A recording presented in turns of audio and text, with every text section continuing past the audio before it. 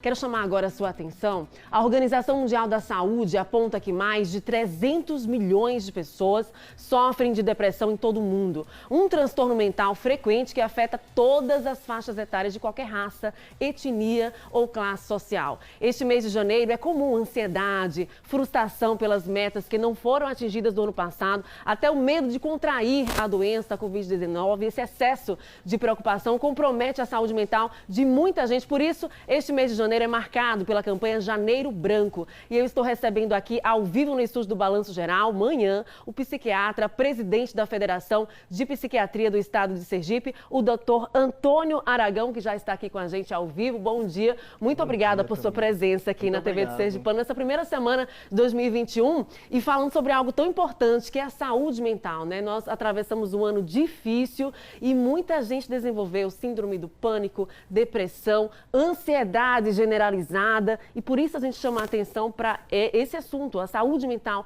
é importante. Doutor Antônio, bem-vindo, bom dia. Como as pessoas devem entender o momento certo de procurar um profissional? Bom dia, Tamires. Bom dia a todos. Uma honra iniciar aqui o janeiro, né? Falando um pouco sobre saúde mental. Depois de um ano de 2020 com tantos problemas, tantas situações difíceis que passamos, e agora, com 2021, um ano que a gente traz esperança, né? Todas as expectativas frente à vacina, frente à vida, frente a uma retomada da economia, a volta às escolas, né? A volta à vida ao normal. Será que a gente vai voltar a uma vida normal? E aí a gente tem que, então, num primeiro momento, valorizar a nossa saúde mental. Porque cuidar da mente é cuidar da vida.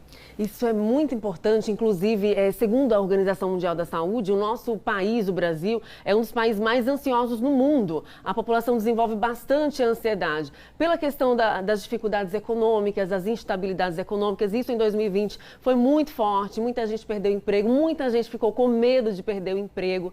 E aí, fisicamente falando, ou até psicologicamente falando, como que a pessoa pode perceber, opa, isso aqui não está normal, isso aqui não é uma ansiedade comum, isso aqui pode desenvolver um quadro muito maior e eu tenho que cuidar. Quais são os sinais de alerta, doutor Antônio?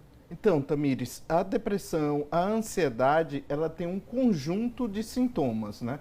Por exemplo, a alteração do sono, as pessoas que dormem demais ou apresentam insônia, uma certa frequência, uma frequência elevada, e que isso interfere na vida da pessoa, em que a pessoa deixa de fazer coisas porque ela está cansada, ela está sem energia, ela ali deixa de se relacionar com outras pessoas. Sintomas como pensamento acelerado, aquela preocupação excessiva com várias coisas, o pensamento depreciativo, de culpa, né? Por exemplo, a gente está falando aí da Covid, muitas pessoas se culpam pelo falecimento de alguém e aquele pensamento fica constante e a pessoa acaba ali pensando em suicídio. Situações como essas são necessárias um acompanhamento com psicólogo e com psiquiatra, né? A gente precisa intervir o mais rápido possível para que a doença não se agrave, para que esses sintomas não tornem uma proporção pior e que venha levar ao suicídio, por exemplo.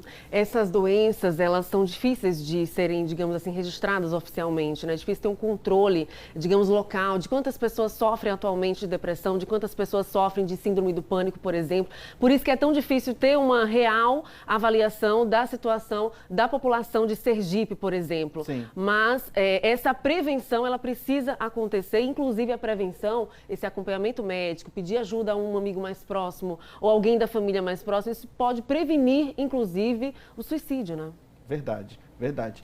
Existe na psiquiatria, na saúde mental, muito preconceito em se falar sobre doenças, sobre transtornos mentais. Então, os números, por muitas vezes, eles não são fidedignos, né? As pesquisas, muitas vezes, elas não são corretas, mas a gente já percebe, como você mesmo disse, o Brasil, ele é o país da ansiedade. Imagina esse país depois de uma pandemia. Como é que nós estamos frente à ansiedade? A gente já vê números elevados de suicídio muito maior do que os anos anteriores devido à pandemia.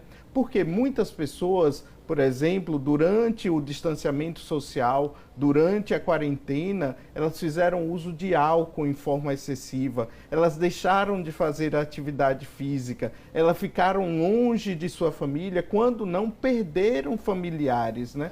Então, tudo isso são fatores para um agravamento da doença mental e levou a um número maior de suicídio. E é isso, a doença mental, ela não escolhe a pessoa. Qualquer um de nós pode ter uma doença mental e a gente precisa intervir o quanto antes. E muitas vezes isso que o senhor fala é muito importante, porque muitas vezes a pessoa fala assim, Tamires, mas aquela pessoa tinha tudo para ser feliz, ela tinha condição financeira boa, ela tinha saúde física e de repente aconteceu uma fatalidade, a pessoa não quis mais viver, perdeu o desejo pela vida. Então, por isso que é importante também que a família esteja atenta também ao comportamento da pessoa que de repente esteja entrando no quadro depressivo. O isolamento é um sinal, né? A pessoa tende a se isolar. Esse é um dos sintomas, né? Principalmente ali a gente vê em jovens um isolamento. A gente pode ver também, Tamires, ali uma agressividade. A pessoa ela fica mais irritada, impaciente, né? Não tem vontade de fazer as coisas e reclama de tudo. Isso chama a atenção também, né? É uma forma de demonstrar. Muitas pessoas acham que tem que ficar chorando para ficar deprimido, que o choro é constante. E a gente vê que pessoas que eram alegres cometeram suicídio, tinham depressão. Por quê? Porque o sorriso nem sempre ele é um demonstrativo de estar bem, né? Na vida, a gente utiliza ali formas de lidar com as pessoas, mas em casa, a gente muitas vezes se isola, né? E a família é quem vai perceber isso daí. Verdade, muito importante, então, esse olhar atento para a família. Doutor Antônio, a gente quer aproveitar, então, a sua presença para encerrar aí, olhando para a câmera 2, com uma mensagem para quem está em casa acompanhando nesse momento, que possa estar com algum problema no íntimo do seu ser, uma mensagem para essa pessoa, para que ela possa reagir e pedir ajuda. A gente precisa reconhecer, né, que existem problemas, existem sentimentos e que a gente deve buscar o quanto antes uma ajuda. Se você está se sentindo triste, deprimido, percebe que está fazendo um uso maior de álcool ou de outras substâncias, não tenha vergonha, peça ajuda. Peça ajuda à família, peça ajuda a um amigo, a um colega de trabalho e busque uma ajuda profissional, uma ajuda com um psiquiatra, uma ajuda com um psicólogo e faça um tratamento, faça o seu acompanhamento sem receio, sem se preocupar com o que os outros vão falar. Se for preciso o remédio, ele vai ser por um tempo, com a menor quantidade e com o menor risco de efeitos colaterais. Então, peça ajuda, busque ajuda e vamos lá, vamos lidar com 2021 com muita alegria. É isso mesmo, doutor Antônio Aragão, ao vivo aqui com a gente, psiquiatra, presidente da Federação de Psiquiatria do Estado de Sergipe. Muito obrigada por sua contribuição aqui no Balanço Geral Manhã. Um bom dia. Bom dia, Tamires. Eu que agradeço. Uma honra. Feliz ano novo.